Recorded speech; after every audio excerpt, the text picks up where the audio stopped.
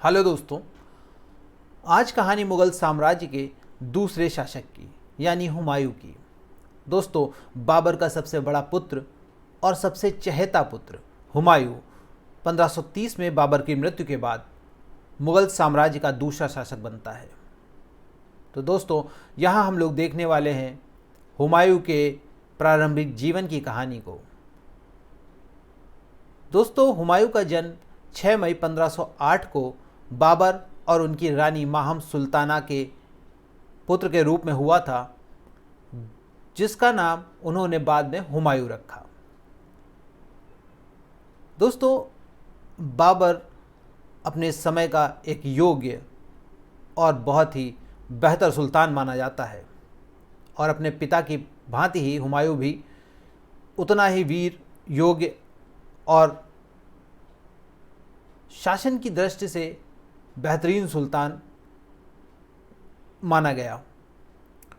दोस्तों, बाबर की मृत्यु 1530 में हुई। उस समय हुमायूं 23 वर्ष का एक नवयुवक था और उसने गद्दी संभाली अपने पिता की इच्छा अनुसार ही और बना मुगल साम्राज्य का दूसरा शासक।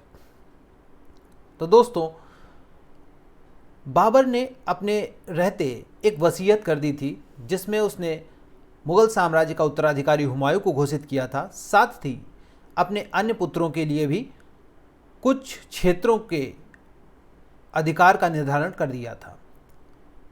जब हुमायूं गद्दी पर बैठा, उसने अपने पिता की इच्छानुसार ही अपने भाइयों कामरान, अस्करी और हिंदाल में उन क्षेत्रों को विभाजित कर दिया, जिनमें से कामरान के हिस्से में काबुल तथा कांधार, अस्करी के हिस्से में संभल और हिंदाल के हिस्से में अलवर और मेवात की जागीरें आईं। लेकिन दोस्तों, इसके भाई इतने व्यवस्थित और न्यायिक वितरण से भी खुश नहीं हुए और वो निरंतर हुमायूं से लड़ते रहे। यानी वो और भी साम्राज्य का हिस्सा चाहते थे, लेकिन हुमायूं ने उन्हें वसीयत में जो विवरण दिया गया था उसके अनुसार अपने पिता की इच्छा अनुसार ही व्यवस्थित ढंग से सारा साम्राज्य बांट दिया था। फिर भी हुमायूं जब तक शासक बना रहा, इसके भाई इसे परेशान करते रहे और ये निरंतर उनसे संघर्षरत ही रहा। दोस्तों, हुमायूं को ज्योतिष शास्त्र का एक विद्वान भी माना जाता है और फॉलोवर भी माना जाता है। मतलब वो ज्योतिष शास्त्र पे बहुत ही ज़्यादा विश्वास करता था और कहा यह भी जाता है कि ज्योतिष शास्त्र के अनुसार ही वो अपने क्रियाकलाप करता था, जिसमें दरबार में जाते समय वो प्रत्येक दिन के हिसाब से अलग अलग रंगों के कपड़े पहनता था। यानी ज्योतिष शास्त्र में जो वर्णित है कि जैसे भी और जिस भी दिन जिस कलर के या रंग के कपड़े पहने जाएंगे, उसी के हिसाब से हुमायूं उसे निर्धारित रूप से पहनता था।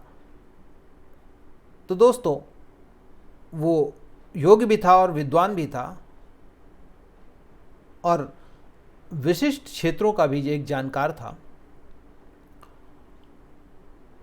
उसकी बहन गुलबदन बेगम का हुमायूं से बहुत लगाव था। जैसे उसके पिता बाबर का हुमायूं से बहुत लगाव था, वैसे एक बहन थी उसकी, गुलबदन बानो बेगम।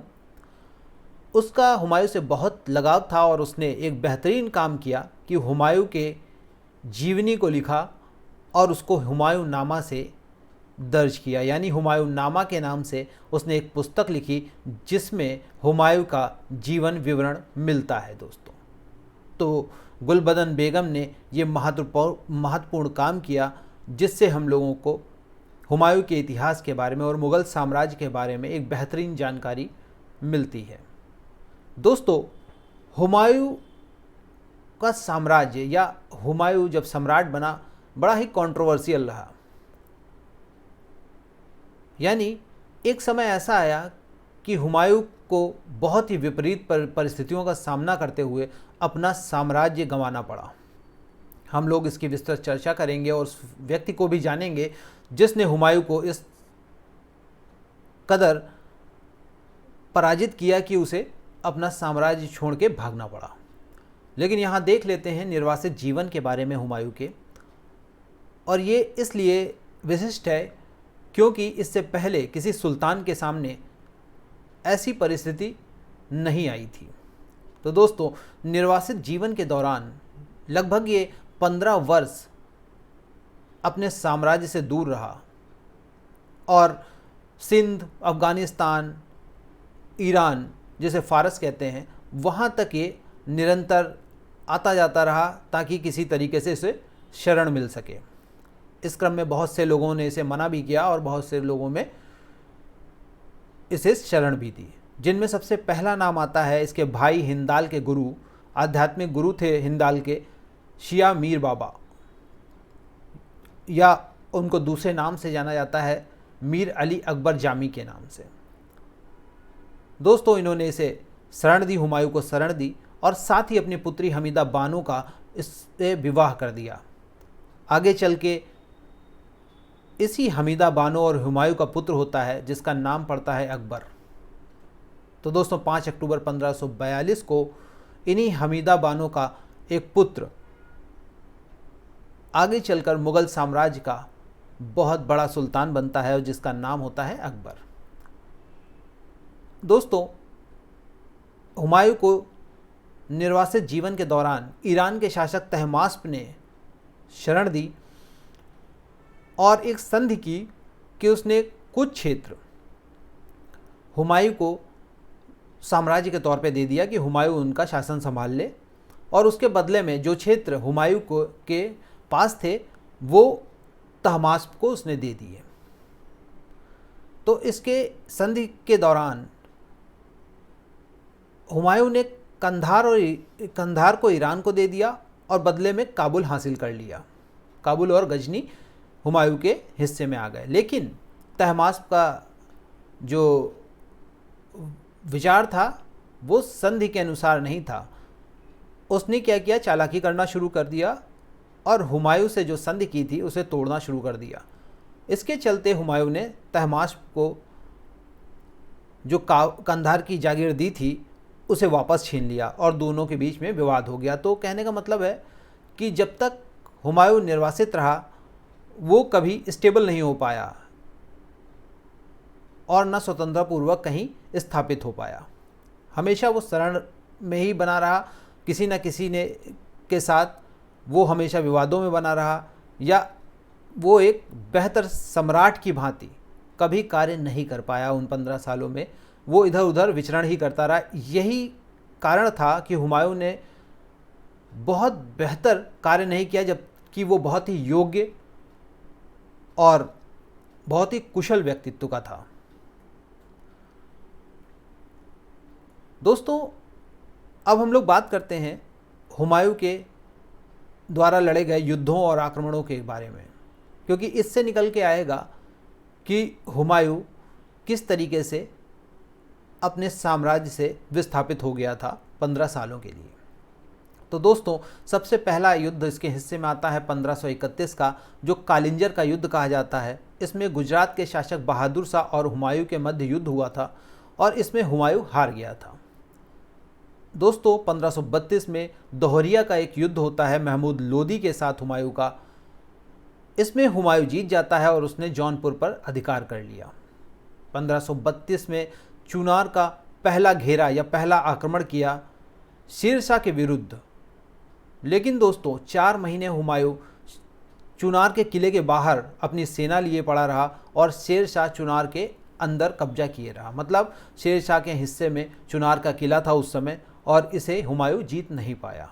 1535 और 36 के आसपास मालवा के युद्ध में हुमायूं ने बहादुर शाह, जो गुजरात का शासक था, और 1531 में कालिंजर के युद्ध में जिसने हुमायूं को हरा दिया था, अब मालवा के युद्ध में हुमायूं ने बहादुर शाह को हरा दिया और मालवा और गुजरात के क्षेत्रों पे अधिकार कर लिया।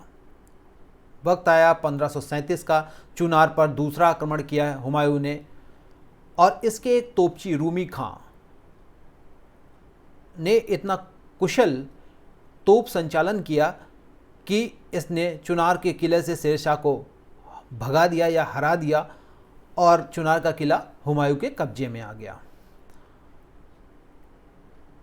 1539 में एक युद्ध होता है जिसे चौसा के युद्ध के नाम से जानते हैं यह फिर से शेर शाह सूरी और हुमायूं के बीच ही था।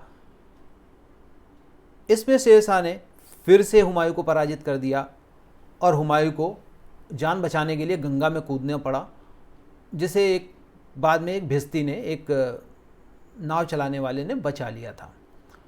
1540 में एक निर्णायक युद्ध होता है जिसे बिलग्राम के युद्ध के नाम से जानते हैं दोस्तों, और यहीं से हुमायूं की बाजी पलट जाती है और हुमायूं को अपना राजपाट छोड़ना पड़ता है और हिंदुस्तान छोड़ के भागना पड़ता है। तो वो 1540 का ऐतिहासिक युद्ध था जिसे बिलग्राम या कन्नौज के युद्ध के नाम से भी जानते हैं। बारिश ज़्यादा थी, तोपखाने का प्रयोग हुमायूं कर नहीं पा रहा था और मुग़लों की एक बहुत बड़ी ताकत थी उनका तोपखाना। शेर शाह को मौका मिला और उन्होंने हुमायूं को बहुत बुरी तरीके से पराजित किया और फिर उसके बाद हुमायूं यहाँ से भाग गया और 15 सालों तक वो सिंध, अफ़गानिस्तान, इराक, तुर्की के इलाकों में भटकता रहा। तो दोस्तों ये थे हुमायूं के द्वारा लड़े गए युद्ध और आक्रमण, और यहाँ से हम लोगों को ज्ञात होता है कि किस तरीके से बिलग्राम के युद्ध के बाद हुमायूं की सत्ता परिवर्तित हो चुकी थी। लेकिन दोस्तों 15 सालों के हिंदुस्तान पे जो शूरी शासन स्थापित हो गया था उसको अंततः हुमायूं समाप्त करने में कामयाब हुआ और 1555 में हुमायूं ने अंतिम सूर शासक सिकंदर शाह सूर पे हमला कर दिया, आक्रमण कर दिया, जिसे सरहिंद के युद्ध के रूप में जाना जाता है। और 22 जून 1555 को 15 सालों के एक लंबे अरसे के बाद हुमायूं ने अपना खोया हुआ हिंदुस्तान का शासन वापस पा लिया और फिर से वो मुग़ल साम्राज्य का परचम लहरा देता है हिंदुस्तान पे और बन जाता है हिंदुस्तान पे फिर से मुग़ल साम्राज्य का शासक। तो दोस्तों एक विचित्र सी कहानी है एक साम्राज्य, एक सम्राट के हिस्से की। हिंदुस्तान में पुनः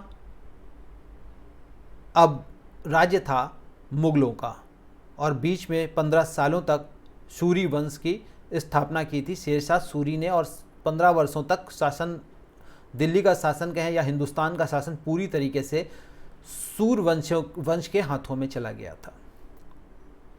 अंततः 1555 में हुमायूं ने इसे वापस पा लिया। तो दोस्तों ये कहानी थी उसके जीवन से जुड़े कुछ महत्वपूर्ण घटनाओं की। अब बात करते हैं हुमायूं की कला, स्थापत्य कला के क्षेत्रों की। दोस्तों हुमायूं बहुत स्टेबल शासक नहीं रह पाया क्योंकि वो निरंतर युद्धों में लगा रहा और अंततः उसे 15 सालों तक निर्वासित जीवन व्यतीत करना पड़ा, इसलिए उसने बहुत ज़्यादा अन्य क्षेत्रों की तरफ ध्यान नहीं दे पाया वो। लेकिन फिर भी उसने जो कार्य किए उनको हम लोग देख लेते हैं। कला के क्षेत्र में हुमायूं को अपने निर्वासित जीवन के दौरान सैयद अली और ख्वाजा अब्दुस समद जैसे चित्रकारों से भेंट हुई उसकी, और इन्हीं लोगों ने मुग़ल चित्रकला शैली का आगे चल के विकास किया, या कहें कि हुमायूं ही वो व्यक्ति था जिसने मुग़ल चित्रकला शैली की नींव रखी थी हिंदुस्तान में। दोस्तों इन्हीं दोनों बड़े चित्रकारों को उसने एक बहुत ही प्रसिद्ध कार्य दिया कि उसने दास्ताने अमीर हमजा या हमजा नामा की चित्रकारी का कार्य सौंपा। दोस्तों हमजा नामा एक चित्रकारिक विवरण है,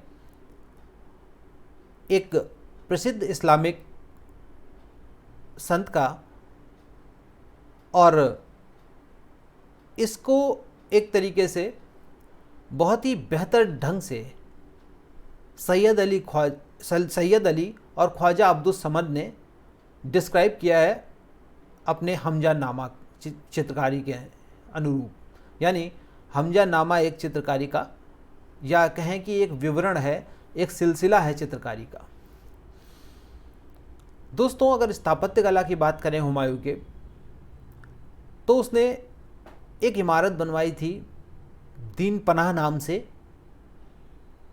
दिल्ली में, आज इसे पुराने किले के नाम से भी जाना जाता है।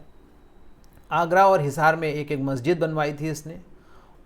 और दोस्तों इसकी शैली जो थी वो फ़ारसी ही रही, जो निर्माण शैली थी या इमारतें जो बनवाई थी इसने वो फ़ारस के लोगों से ही बनवाई थी, इसलिए फ़ारसी शैली का ही प्रयोग मिलता है इस पर। अब बात करते हैं हुमायूं के अंतिम समय की। 1556 में जो इमारत उसने बनाई थी दीन पनाह नाम से, उसी के पुस्तकालय से वो उतर रहा था और उतरते वक्त वो किसी तरीके से सीढ़ी से गिर जाता है और उसकी वहीं पे मृत्यु हो जाती है। तो समाप्त हो जाता है मुग़ल साम्राज्य का एक बेहतरीन सुल्तान। दोस्तों, इसका मकबरा दिल्ली में है, हुमायूं के मकबरे के नाम से जाना जाता है और इसको 1564 में इसकी पत्नी हाजी बेगम ने बनवाया था। यानी ये बहुत ही महत्वपूर्ण है इतिहास की दृष्टि से कि किसी सुल्तान की पत्नी ने उसका मकबरा बनवाया हो। और दोस्तों, ये मकबरा भारतीय फारसी शैली का एक बहुत बेहतरीन मिश्रण माना जाता है। यानी भारतीय फारसी शैली का एक नायाब उदाहरण है हुमायूं का मकबरा। तो दोस्तों, ये कहानी थी मुग़ल साम्राज्य के दूसरे सुल्तान की, जिसे हम लोग हुमायूं के नाम से जानेंगे। दोस्तों, आगे हम लोग देखेंगे मुग़ल साम्राज्य के तीसरे शासक की कहानी। तब तक के लिए बहुत बहुत धन्यवाद। बने रहिए हमारे साथ। धन्यवाद दोस्तों।